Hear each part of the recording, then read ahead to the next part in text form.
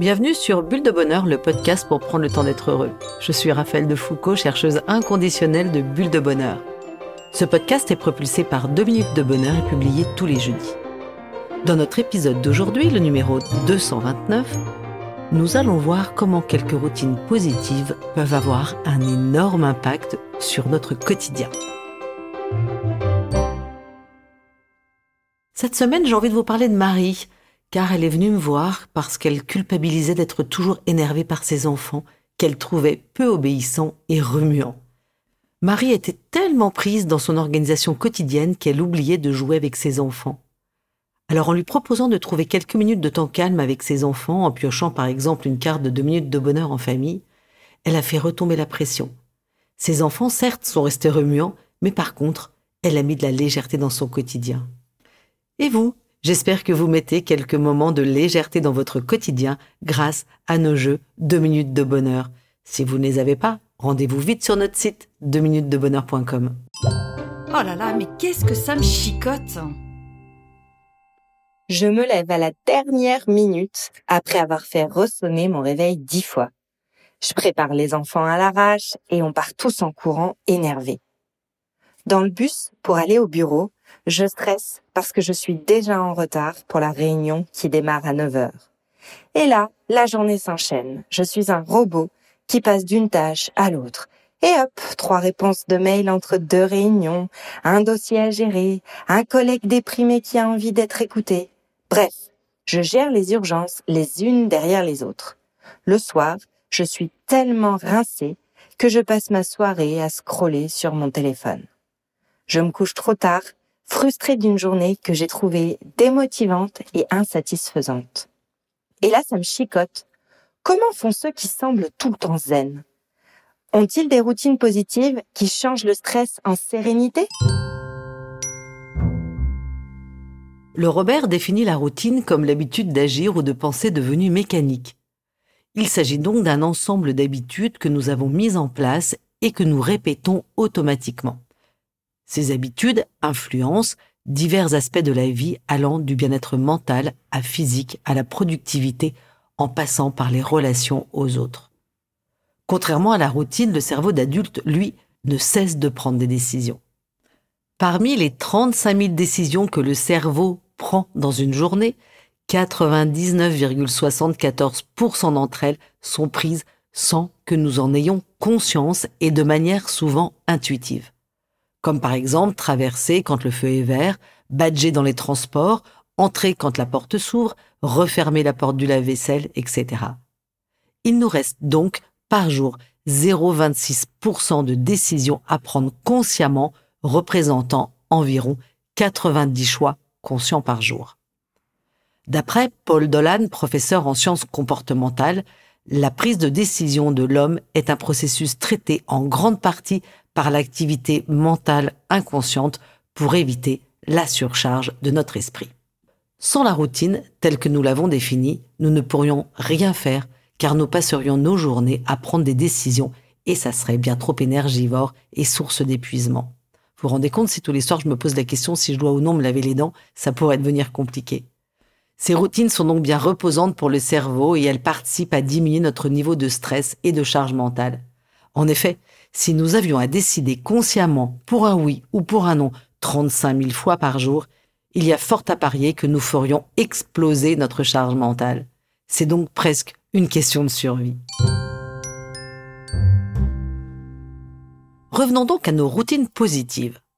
Pour commencer, chassons dès à présent toutes les routines qui sont signes d'ennui et qui ont parfois un impact négatif sur notre santé mentale, celles que l'on fuirait bien volontiers.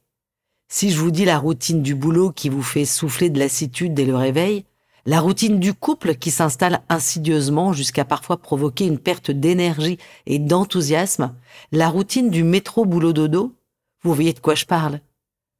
Dans les symptômes de cette routine, on retrouve lassitude, manque de motivation et même parfois irritabilité, déception et démotivation. Il est intéressant aussi de noter que dans l'inconscient collectif, la routine quotidienne a bien souvent une connotation beaucoup trop péjorative. Qui n'entend pas ou ne lit pas comment lutter contre la routine, sortir de la routine, casser la routine c'est fini. Nombreux sont les ouvrages qui traitent la routine sous cet angle, un peu comme si le train-train quotidien était l'ennemi du bonheur. Cependant, aujourd'hui, nous allons voir que les routines peuvent être aussi positives. Elles entraînent un réel impact positif sur notre journée, nos relations, et même elles peuvent provoquer une amélioration de notre santé mentale. La routine permet donc d'éviter des situations de stress et d'anxiété et par là même nous sécurise et nous rassure. Dès tout petits d'ailleurs, la mise en place de routines sécurise les enfants. Prenons les rituels du matin par exemple.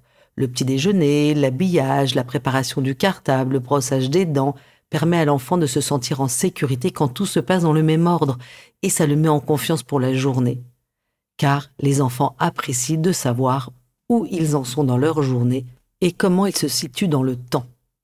Comme nous, les enfants aiment les choses prévisibles et familières qui les mettent en confiance et qui favorisent un développement émotionnel équilibré. La routine permet donc d'offrir du temps disponible à notre cerveau. Pendant que les actions du quotidien sont gérées de manière automatique, notre pensée et notre créativité peuvent alors prendre place.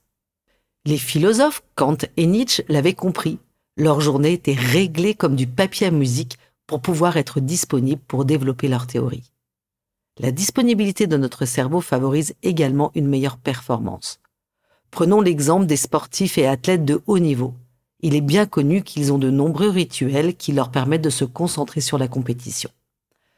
Odette Hornby, psychologue de la performance en transition de carrière pour les athlètes, dit que la routine des athlètes dans le sport est essentiellement le cadre qui leur permet de se préparer mentalement, physiquement, techniquement et tactiquement pour donner le meilleur d'eux-mêmes. La routine, continue-t-elle, peut prendre une forme très structurée pour de nombreux sportifs. Tout ce qu'ils font est soigneusement élaboré et exécuté pour maximiser leur performance. Sans forcément viser de devenir un athlète de haut niveau, les routines permettent aussi d'avoir une meilleure hygiène de vie et ainsi éviter les troubles du comportement ou du sommeil. En effet, prendre de ces repas à des heures régulières, à plusieurs ou au moins sans écran, permettent de faire une coupure saine et de refaire ainsi nos forces. Quand il vous arrive d'enchaîner les réunions sans aucune pause et de prendre un sandwich devant l'écran en guise de déjeuner, vous sentez bien que vous avez besoin d'air et que la prise de recul sur les événements devient beaucoup plus difficile, voire même génératrice de stress ou d'épuisement. Allez, je change de regard. Si les bienfaits de routines positives ne sont maintenant plus à prouver, comment pouvons-nous les mettre en place dans notre quotidien? Avant de vous proposer quelques pistes, prenez le temps d'identifier vos propres objectifs et mettez-les en lien avec vos valeurs. Qu'est-ce que vous souhaitez favoriser? Le service aux autres, la famille, le travail, la carrière, vos finances? Quelle serait, en fonction de ces éléments, votre journée idéale? Alors, quels sont ces domaines dans lesquels vous allez pouvoir établir des routines positives? Musique. Commençons par les routines matinales. Adoptez cette fameuse morning routine, une attitude qui semble permettre de démarrer la journée du bon pied. Si j'observe que tous les matins, quand je ferme la porte de chez moi pour aller travailler, je suis déjà en stress, c'est que j'ai peut-être des progrès à faire et que je gagnerai à revisiter ma routine du matin. Alors la morning routine, c'est très populaire sur les réseaux sociaux en tout genre, YouTube, TikTok notamment. Et plein d'ouvrages de développement personnel en parlent. Ça consiste tout simplement à mettre en place au moment du lever un ensemble de rituels dans un seul et unique but, prendre un moment rien que pour soi. Hal Elrod, dans son livre Le Miracle Morning, Offrez-vous un supplément de vie, explique que le concept se base sur deux choses, remonter le réveil et prendre du temps pour soi. Se lever 30 minutes, 1 heure, voire 2 heures plus tôt pour les plus courageux, va donc vous permettre de prendre du temps rien que pour vous, pour aborder sereinement la journée. Alors attention, on parle de temps pour vous, pas pour vider le lave-vaisselle ou passer la serpillière avant que tout le monde se réveille. Dans ce moment choisi, profitez-en pour faire ce que vous n'avez jamais le temps de faire, par exemple une petite séance de sport, un footing, ou bien même suivre sur YouTube des séances de gym dans votre salon si vous n'avez pas accès à une salle de sport. Vous pouvez aussi prendre un temps de méditation, de prière personnelle, la salutation au soleil. Regardez la nature en ouvrant vos volets plus tôt et en écoutant les bruits quand toute la maison dort encore. C'est un bon moyen pour vous de vous décentrer de vous-même et ainsi trouver de la sérénité pour être ensuite plus efficace. Parlons maintenant des routines positives que l'on peut mettre en place pour améliorer sa santé physique.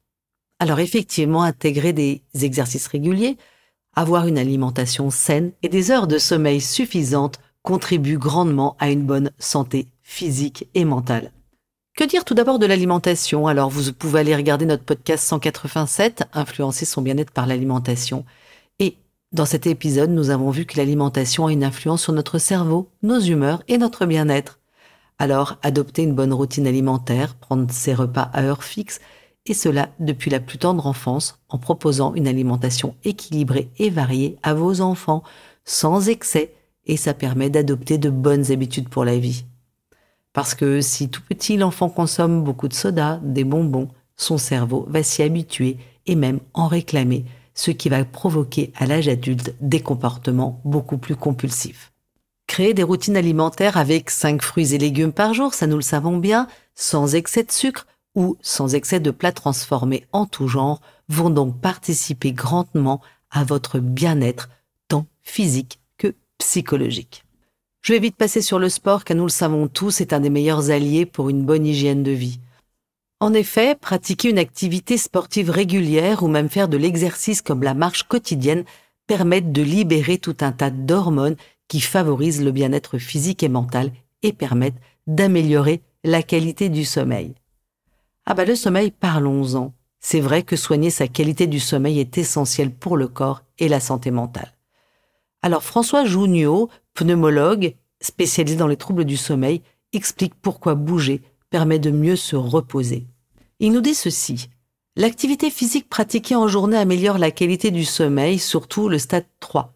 La phase de sommeil profond est plus importante quand le corps a été actif dans la journée grâce aux hormones de bien-être qui sont diffusées lors de la pratique d'un sport.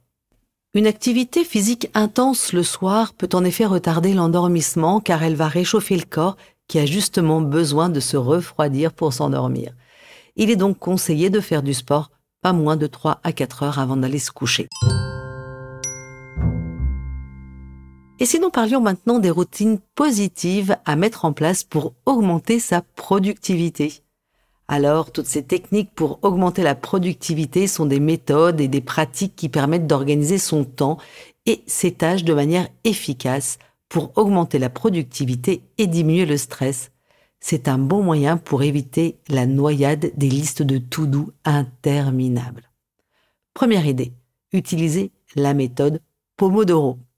Cette technique implique de travailler en intervalles de temps courts et concentrés, appelés Pomodoros, généralement de 25 minutes, suivi d'une courte pause de 5 minutes. Après 4 Pomodoros, une pause plus longue de 15 à 30 minutes va être prise. Deuxième idée, le time blocking. Une idée pour améliorer la gestion de son temps. Vous vous concentrez sur une tâche à la fois. Ça va vous aider à faciliter la planification de votre journée. En d'autres termes, vous allez diviser votre journée en blocs de temps dédiés à des tâches spécifiques. Alors pour moi, ça serait, lundi matin compta, je gère mes mails tous les matins pendant 1 heure, réunion commerciale 1 après-midi par semaine, et puis gestion de projet, des temps dédiés pour la journée, période de créativité aussi, et puis l'enregistrement des podcasts que je bloque toujours le vendredi après-midi. Vous allez tout savoir. Vous allez éviter ainsi le multitâche bien nuisible à la productivité. Troisième idée, la règle des 2 minutes. Si une tâche prend moins de 2 minutes à accomplir, faites-la immédiatement.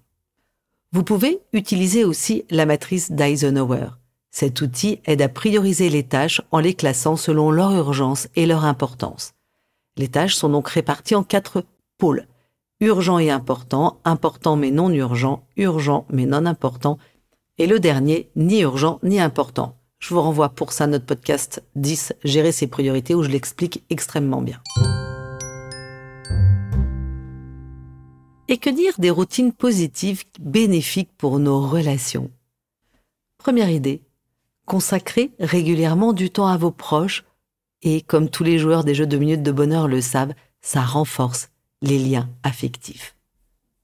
Si je suis une mère active avec des horaires intenses et que je souhaite passer plus de temps en famille, mon objectif sera de trouver une routine qui va me permettre d'atteindre cet objectif. Par exemple, créer une routine du soir avec mes enfants, raconter une histoire avant le coucher, jouer avec eux 2 minutes, faire une sortie familiale tous les week-ends. En couple, et je reviens sur ce temps de qualité dont les couples ont tellement besoin, chouchoutez votre couple, je pense que je ne le dirai jamais assez. Vous avez 1000 moyens pour vous connecter et pas besoin de beaucoup de temps. Il suffit de se huguer 20 secondes pour libérer de l'ocytocine, alors ne vous en privez pas. Programmez aussi un dîner en tête-à-tête par mois, piochez alors une quart de 2 minutes de bonheur en couple, tous les 2 jours. Dites-vous un merci chaque jour en vous couchant. À vous de trouver la routine positive qui convient à votre couple. Et pour avoir une bonne relation avec soi-même, alors dans votre quotidien surbooké, est-ce que vous prenez du temps pour vous? Un peu de loisirs, avec de la lecture, des activités manuelles, du bénévolat, comme prendre soin des isolés ou des plus démunis. Les associations ont tellement besoin de vous. À vous de faire votre marché. Pour vous aussi, prenez du temps à méditer. Je vous renvoie pour ça nos podcasts 114 et 121.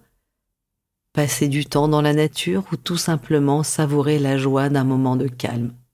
Effectivement, créer des routines positives permet de gagner en sérénité, en efficacité et en stabilité. Elle crée un sentiment de prévisibilité qui peut réduire l'anxiété et le stress. Savoir à quoi s'attendre chaque jour permet de se sentir moins submergé par l'incertitude quand celle-ci pointe son nez. Et hop, je me lance. En bref, si je résume, créer des routines positives, 1. Permet de réduire le niveau de stress, 2. Améliore l'humeur, et 3. Augmente le sentiment de bien-être général. À vous de jouer, chers auditeurs. La carte de 2 minutes de bonheur vous propose de choisir le domaine dans lequel vous avez envie de mettre en place une routine positive. Morning routine, sommeil, alimentation, organisation familiale, sport ou temps libre. Allez hop, c'est parti.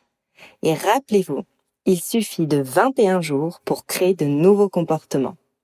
Perso, j'ai choisi de faire une séance de pilates en ligne de 30 minutes chaque jour. Et vous? La petite mousse est grecque cette semaine. Elle nous vient d'Aristote, qui nous confie que nous sommes ce que nous faisons de manière répétée. L'excellence n'est donc pas un acte, mais une habitude. Avec Bulle de Bonheur, prenez le temps d'être heureux. Merci pour votre écoute. Si vous avez aimé, dites-le nous avec 5 étoiles. Laissez vos commentaires et envoyez des bulles de bonheur à vos amis et partagez ce podcast. Inscrivez-vous à la newsletter en allant sur notre site 2 minutes de bonheur pour être notifié des prochains épisodes. C'est aussi très facile de nous trouver sur les réseaux sociaux, Facebook et Instagram. Il suffit de chercher 2 minutes de bonheur. Bulle de bonheur est propulsée par 2 minutes de bonheur, des outils pour créer du lien et prendre le temps d'être heureux.